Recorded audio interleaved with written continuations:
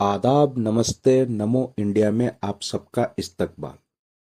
इस दौर में प्रधानमंत्री जिन बातों का जिक्र करते रहे हैं वो सरकारी आंकड़ों से उलट तो हैं, लेकिन लाल किले के प्राचीर से जब जब देश के नाम प्रधानमंत्री ने जो वादा किया वो हर वक्त चूक क्यों गया। आज हम आजादी की 78वीं स्वतंत्रता दिवस मना रहे हैं। This is called billboard governance. पुराने वादों को नए पैकेजिंग के साथ बेचो। लाल किले के प्राचीर से पिछले दिनों 15 अगस्त को प्रधानमंत्री का दिया हुआ भाषण एक डबल डोज है जोक्स एंड हॉरर। जोक्स इसलिए तथ्यात्मक तौर पे गलत बताई जाती है, हॉरर इसलिए जमीनी हकीकत इतना बेहतरीन नहीं है जो बताया जाता है। बैकग्राउंड में जरूर आपको उनका भाषण और आंकड़े देखने को मिलेंगे, मगर मेरी कोशिश है हकीकत से रूबरू करानी। Acceptance of truth and promise to resolve issues with honesty and truth is the real road map for विकसित भारत। वीडियो के डिस्क्रिप्शन में आपको पूरा भाषण का लिंक मिल जाएगा। मेरी कोशिश रहेगी आपको उन इम्पोर्टेंट मुद्दों की सच्चाई बताऊं जो प्रधानमंत्री नहीं बताना चाहते हैं। पहला, किस तरह इस देश में नारी शक्ति वंदन की जाती है समझते हैं। इस देश में नारी शक्ति वंदन के बारे में बहुत चर्चा होती है, आइए समझते हैं। पिछले दिनों सेक्सुअल हैरेसमेंट के मामले में महिला कुश्ती खिलाड़ियों का एफआईआर रेसलिंग फेडरेशन के प्रेसिडेंट के खिलाफ सुप्रीम कोर्ट के कहने पर दर्ज की जाती है। गुजरात में Bilkis Bano rape case convicts जब बेल में बाहर आते हैं उनका महिमा मंडन किया जाता है और सरकार उनके साथ खड़ी होती नजर आती है। जब बंगाल में महिला डॉक्टर के साथ हुई घिनौना हरकत पे प्रधानमंत्री आवाज उठा सकते हैं, तो क्या मोदी का परिवार उत्तर प्रदेश, मणिपुर, जम्मू कश्मीर, कर्नाटका में वायलेंस अगेंस्ट वुमेन पे चुप क्यों रहती है? इस देश की आधी आबादी महिलाओं को जहां प्रधानमंत्री और उनकी सरकार अपना सबसे बड़ा लाभार्थी समझती है, इंसानियत के नाते कम से कम जहां राज्यों में इनकी सरकार है, वहां की महिलाओं का, बेटियों का इस्मत लूटने वाले दुराचारियों को, व्यभिचारियों को राजनीतिक संरक्षण देने वाले सरकार में बैठे लोग कौन हैं?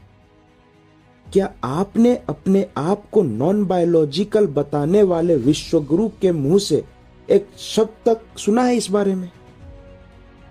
नहीं, सुनेंगे भी नहीं। सुनेंगे भी कैसे?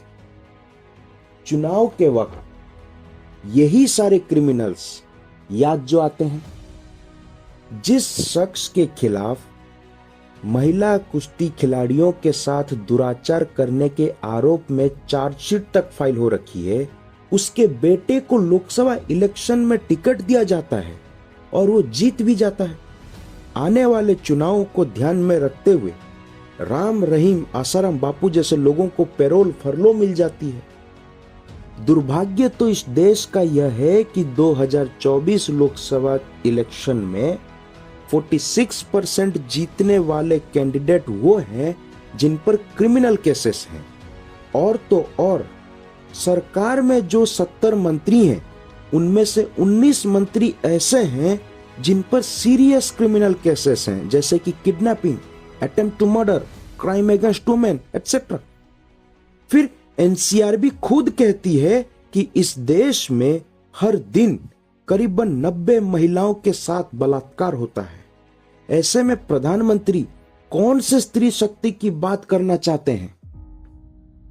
दूसरा मुद्दा है करप्शन। प्रधानमंत्री का सबसे फेवरेट टॉपिक है ये।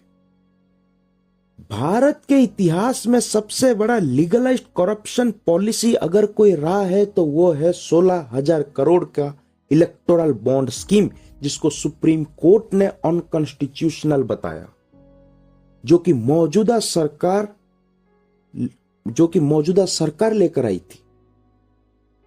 चंदा दो धंधा लो, किसने बनाया? पिछले 10 साल में 25 ऑपोजिशन लीडर्स जिन पर करप्शन के चार्जेस थे, वो खुद आज सब सत्ता में आकर बैठे हैं। आसाम चीफ मिनिस्टर हिमंत बिस्वा शर्मा, हसन मुशर्रफ, छगन भुजबल, अशोक चौहान, अजीत पवार, प्रफुल्ल पटेल, ये कौन है? इन्हीं के नाम पे तो करप्शन है। आज यही लोग सरकार में बैठे हैं। भ्रष्टाचारियों को वॉशिंग मशीन में डालकर सरकार चलाने वाले ईमानदारी से भ्रष्टाचार के खिलाफ लड़ने की बात करते हैं। रिसर्च की बात की है प्रधानमंत्री ने, रिसर्च की बात समझते हैं। 1990 में 0.7% ऑफ जीडीपी हमारा रिसर्च में खर्च होता था। 2024 में भी 0.7% ऑफ जीडीपी खर्च हो रहा है। वहीं अमेरिका 3.4% ऑफ जीडीपी आज के रेट में खर्चा कर रहा है। चाइना 2.5% ऑफ जीडीपी खर्चा करता है। वुमेन, जो महिलाएं हैं, women comprises 18% of total scientific researchers in India. Globally it is 35%। अब 2028 तक 50,000 करोड़ से बना नेशनल रिसर्च फाउंडेशन क्या कर पाती है, वो 2029 में पता लगेगा। फिर 75,000 मेडिकल सीट्स बढ़ाने की बात की जा रही है। आज भी इस देश में 55,000 गवर्नमेंट मेडिकल सीट्स हैं, जिसके लिए स्टूडेंट्स एनटीए के जरिए मशक्कत करते हैं। हाल ही के दिनों में हमारे शिक्षा मंत्री नीट एग्जाम में हुई धांधली को सिरे से नकार देते हैं। ये तो छात्रों का आंदोलन के बाद सुप्रीम कोर्ट में सरकार इस बात को मानती है कि हां, कुछ जगह में पेपर लीक हुए थे। सीट्स जो बढ़ रही हैं वो प्राइवेट मेडिकल सीट्स हैं, जो आज 50,000 के पार हैं, जहां पढ़ने के लिए आपको करोड़पति होना होगा। मेडिकल सीट्स बढ़ने की बात हो रही है, मगर बेसिक इंफ्रास्ट्रक्चर नहीं है। 40% पोस्ट्स आर वैकेंट इन केंद्रीय विद्यालय। सेंट्रल यूनिवर्सिटीज में 20,000 पोस्ट्स वैकेंट हैं। ये है हमारी शिक्षा नीति का Nalanda spirit. 2017 national health policy के अकॉर्डिंग हमारी जो हेल्थ केयर एक्सपेंडिचर होनी चाहिए थी 2.5% ऑफ जीडीपी बाय 2025, मौजूदा हकीकत महज 1.3% ऑफ जीडीपी पर बनकर रह गई। फिर बैंकिंग रिफॉर्म्स की बात होती है। In the name of bad bank, in last 10 years 16 lakh crore has been written up from the banks. पिछले 5 सालों में 10 लाख करोड़ राइट ऑफ कर दी जाती है, जहां रिकवरी महज 18% है। फिर इस देश में 80 करोड़ लोग मुफ्त राशन पर निर्भर करते हैं। नीति आयोग के मुताबिक 25 करोड़ लोग गरीबी से बाहर आ गए हैं। तो क्या देश में 2014 से पहले 105 करोड़ लोग गरीबी में थे? यह सोचने की बात है। 2011 में इस देश में आखिरी सेंसस हुई थी। 2021 का सेंसस 2025 तक कहीं भी होता हुआ नहीं दिख रहा। फिर सरकार के इस गवर्नेंस मॉडल को शायद ही कोई समझ सके। जहां हम बात कर रहे हैं 25 साल बाद विकसित भारत की, 12 साल पुराने सेंसस का डाटा यूज करते हुए। नहीं, आप बताएं, ये मजाक चल रहा है क्या? इकोनॉमिक सर्वे खुद कह रही है हमारे पास टाइमली क्रेडिबल डाटा नहीं है पॉलिसी एनालिसिस के लिए। यह कौन सी देश प्रेम राष्ट्रवाद है जहां आज भी हमारी कोई नेशनल सिक्योरिटी स्ट्रेटेजी या डॉक्ट्रिन नहीं है? 2021 से लेकर आज तक कम से कम 40 जवान अपनी जान दे बैठे हैं। इसी साल कम से कम 18 आर्म्ड फोर्सेस पर्सनल देशवासियों के खातिर शहीद हो गए। सीएपीएफ में आज करीब 84,000 वैकेंसीज हैं। कई मौकों पर हमारे प्रधानमंत्री जवानों के साथ जाकर मिलते हैं, उनकी समस्याओं को सुनते हैं, जो कि अपने आप में बहुत बड़ी बात है। मगर सिर्फ दिवाली के मौके पर जवानों को लड्डू खिलाने से बदलती साउथ एशिया, दुश्मन पाकिस्तान और चाइना का मुकाबला नहीं किया जा सकता है। आज वो पार्टी सेक्युलर सिविल कोड की बात कर रही है, धर्मनिरपेक्षता की बात कर रही है, जो हमेशा से सेक्युलरिज्म के खिलाफ रहे हैं, हिंदू कोड बिल के खिलाफ थे। We lost SAARC South Asia as part of foreign policy since 2015। इसी का नतीजा है कि चाइना चारों तरफ से हमें घेर रखा है। फिर पब्लिक अकाउंट्स कमिटी 2023-24 के अनुसार इस देश में करीब 1120 ट्रेन डिरेलमेंट के केसेस, एक्सीडेंट्स हुए हैं। रेलवे की बात कर रहा हूं मैं। बेसिक आइडिया बिहाइंड सच एक्सीडेंट, इसको जरा मैं समझाना चाहूंगा। भारत में नॉर्मली 120-130 किलोमीटर की स्पीड से चलती ट्रेन के लिए 3.5 फीट का कुशन मिट्टी पत्थर का लेयर ट्रैक के साथ जरूरी है। वास्तविकता में सिर्फ 1 फीट का कुशन मिलता है। भारत में बनी इंजन हम यूरोपियन कंट्रीज में एक्सपोर्ट करते हैं, लेकिन हमारे यहां पर हर 2 दिन में ट्रेन एक्सीडेंट होते रहता है। और यह हंसने वाली बात है, हम यूरोप, चाइना, जापान जैसा बुलेट ट्रेन चलाना चाहते हैं मुंबई से अहमदाबाद तक। इस दौर में इंफ्रास्ट्रक्चर की हकीकत भी समझ लीजिए। अप्रैल 2024 तक 1873 प्रोजेक्ट्स, जिसकी कीमत 150 करोड़ से लेकर 1000 करोड़ तक या उससे ज्यादा रहती हैं, वो आज पेंडिंग चल रहे हैं, जिनको कंप्लीट करने में 31 लाख करोड़ का एक्सपेंडिचर रहेगा, जो 26 लाख करोड़ में हो जाना चाहिए था। अभी जून 2024 तक 1810 प्रोजेक्ट्स ऐसे हैं जिनको कंप्लीट करने में 33 लाख करोड़ का खर्चा आएगा, जो 27 लाख करोड़ में हो जाना चाहिए था। फिर बात है यह है कि देश में आपको एक भी स्मार्ट सिटी देखने को नहीं मिलेगा। 2015 में जब 100 स्मार्ट सिटीज बनाने का मिशन शुरू हुआ था, 2021 तक बन जाने चाहिए थे। वो एक्सटेंड होकर जून 2023 हो जाता है। अब आलम यह है कि आपका स्मार्ट सिटीज मिशन मार्च 2025 से पहले खत्म नहीं हो रहा। इस देश में किसानों को लेकर बहुत राजनीति होती है आई है, मगर हकीकत यह है कि किसानों की आय 2022 तक दोगुनी हो जानी चाहिए थी। अब इसके बारे में एक शब्द भी नहीं कहा जाता है प्रधानमंत्री के द्वारा। कितना दोगुना हुआ, किसानों से जाकर पूछिए आप।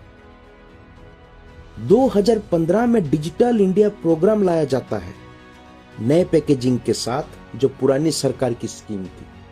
इस दौर में डिजिटल पब्लिक इंफ्रास्ट्रक्चर में हमने तरक्की भी की, लेकिन डिजिटल सुपर पावर बनने की जो ख्वाब थी वो अब पीछे छूट गया है। डिजिटल इंडिया को लेकर 9 साल पहले जो वादे किए गए थे, उस पर आज सरकार क्यों चुप है? अब बात करता हूं मैं मैन्युफैक्चरिंग की।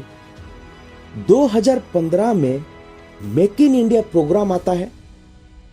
फिर आने वाले सालों में startup India, stand up India योजनाएं आती हैं।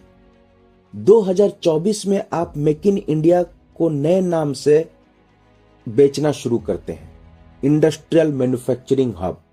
Fact is, in 78 years of independence, for the first time, construction industry has given more jobs than manufacturing. जिस मैन्युफैक्चरिंग का कंट्रीब्यूशन 25% ऑफ जीडीपी 2022 तक हो जाना चाहिए था, आज के डेट में ये ओनली 14% है, 11 साल के मेक इन इंडिया के बावजूद। Reality is, we did not work on developing middle industries and directly jump to service sector, which is the only major pillar for boosting exports. जिस चाइना को economic boycott के नाते 4 साल पहले ban किया गया, उसी चाइना के साथ भारत का 1/3 ट्रेड डेफिसिट है। इंडिया के इंपोर्ट्स में चाइना का 15% शेयर है। इलेक्ट्रॉनिक कंपोनेंट्स के इंपोर्ट्स में 12% का शेयर है। National solar mission Chinese imports पे डिपेंडेंट है। 2/3 of active pharmaceutical ingredients generic medicine बनाने के लिए भी चाइना से इंपोर्ट करना पड़ता है। अब तो इकोनॉमिक सर्वे भी यह कह रहा है कि हम चाइनीज प्रोडक्ट्स इंपोर्ट करना कम करें, मगर Chinese investments, foreign direct investments को भारत में लाएं, ताकि हम अपनी एक्सपोर्ट्स को ग्लोबल सप्लाई चेन के साथ जोड़ सकें। आईएमएफ के मुताबिक 1995 से 2019 के बीच भारत में 1.5 करोड़ मैन्युफैक्चरिंग जॉब्स थीं। इकोनॉमिक सर्वे के according there is reduction of 54 lakh workers in manufacturing during 2015 and 2023। 82% Bharat का वर्कफोर्स इनफॉर्मल सेक्टर से जुड़ा है। 90% लोग भारत में इनफॉर्मली एम्प्लॉयड हैं। Self employment primary source of employment है, करीब 55%। 16 लाख जॉब्स इनफॉर्मल सेक्टर में पिछले 7 सालों में खत्म हो गई due to demonetization, GST and COVID. जब कोविड के वक्त लॉकडाउन हुआ, तब अलग अलग इंडस्ट्रीज में काम कर रहे 6 करोड़ लोग lost their jobs and move back to rural economy, agriculture and self employment. 2022 में आईएलओ के मुताबिक, इंटरनेशनल लेबर ऑर्गेनाइजेशन के अनुसार 2022 में अनएम्प्लॉयड यूथ्स की तादाद 83% थी टोटल अनएम्प्लॉयड पॉपुलेशन में। फिर किस हैसियत से प्रधानमंत्री ये कहते हैं कि पिछले 4 साल में जब कोविड थी, दुनिया रिसेशन में रहा, less demand in economy, manufacturing negative, GDP contraction by 6%, हमने 8 करोड़ रोजगार पैदा किए हैं। या तो मार्केट में प्राइवेट इन्वेस्टमेंट था, या प्राइवेट कंजम्पशन बहुत हाई रहा होगा। फिर सरकार यही बात अपनी ऑफिशियल इकोनॉमिक सर्वे डॉक्यूमेंट में लिख देती, क्या हो जाता? लाल किले के प्राचीर से भाषण देना और पार्टी के कर्मचारियों को भाषण देना कोई फर्क नहीं रहा।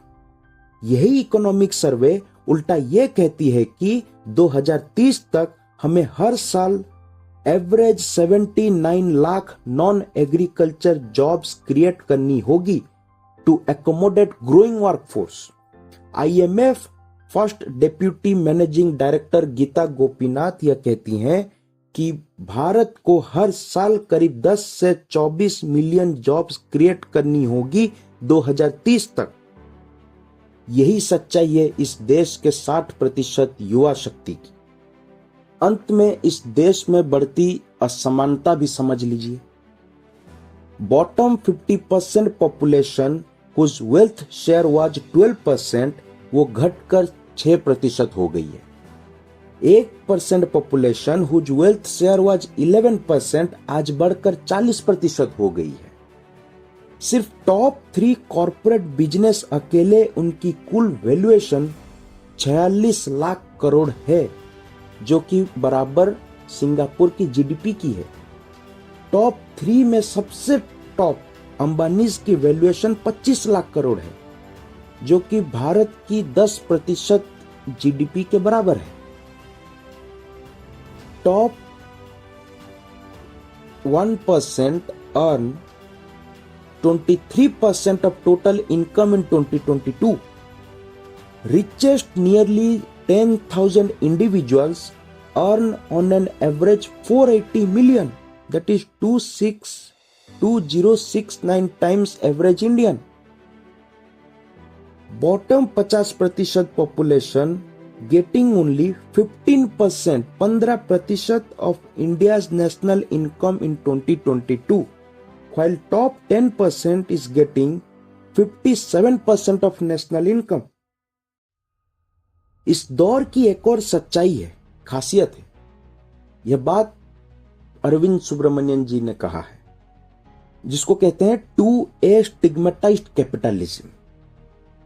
अंबानी अडानी ग्रुप्स की इतनी मोनोपोली है कि बाकी बड़े कॉरपोरेट फर्म के प्राइवेट इन्वेस्टमेंट घट गए हैं। इसी इकोनॉमिक डिस्पैरिटी, इनकम इनइक्वालिटी की वजह से पिछले 5 साल में 8 लाख लोग भारत की नागरिकता छोड़कर चले गए। 10 साल में 10 लाख लोग देश छोड़कर चले गए। High net worth individuals living the country. यही वो हकीकत है जो आपके मुस्तकबिल से जुड़ा है। हम आने वाले दिनों में तीसरी बड़ी अर्थव्यवस्था बनने की बात जरूर करते हैं, मगर overall socio economic progress, human development index में आगे बढ़ना हो तो इस बात पे मंथन होनी चाहिए कि दुनिया के मानचित्र पर भारत का प्रति व्यक्ति आय पर कैपिटा इनकम 136 नंबर पर क्यों है, और इस देश के टॉप 20 कॉरपोरेट दुनिया के टॉप 100 कॉरपोरेट्स में शुमारी कैसे रखते हैं।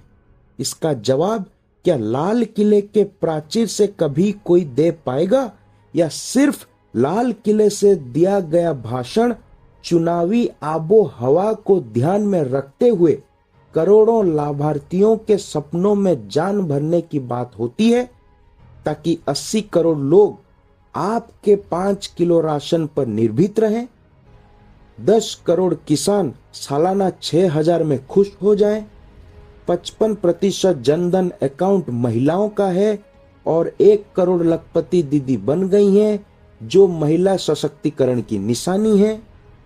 45 करोड़ से ज्यादा मुद्रा लोन बांट दिए गए, इसी से युवा भी झूम उठे। अंत में ये जान लें कि ह्यूमन डेवलपमेंट इंडेक्स में भारत का रैंक 134 है 193 कंट्रीज में। India has highest child wasting rate in world, एवं हमारे यहाँ जीडीपी में 4% का नुकसान, प्रोडक्टिविटी में 8% का नुकसान चाइल्ड माल न्यूट्रिशन के वजह से होती है। तो 2014 से पहले कुछ नहीं हुआ और 2014 के बाद ही विकास हुई है। इस प्रवृत्ति से आप विकसित भारत तो नहीं बन सकते। हर सुबह है वही मातम दरो दीवार के साथ, कितनी लाशें मेरे घर आएंगे अखबार के साथ। आज वो चुप हैं जो पहले बहुत बोलते थे, लोग समझौता किए बैठे हैं सरकार के साथ। अंत में एक सवाल है, और एक सवाल के साथ ही मैं वीडियो को खत्म करना चाहूंगा। सवाल यह है कि इन 10 वर्षों में लाल किले पर चढ़कर मोदी जी सिर्फ पगड़ी बदलते रहे, या देश की हालत को भी बदला है? जरूर सोचिएगा। वीडियो के डिस्क्रिप्शन में आपको सारी जरूरतमंद लिंक्स मिल जाएंगी। आशा करूंगा कि आप उन लिंक्स के थ्रू अपनी समझदारी में इजाफा जरूर करेंगे। धन्यवाद।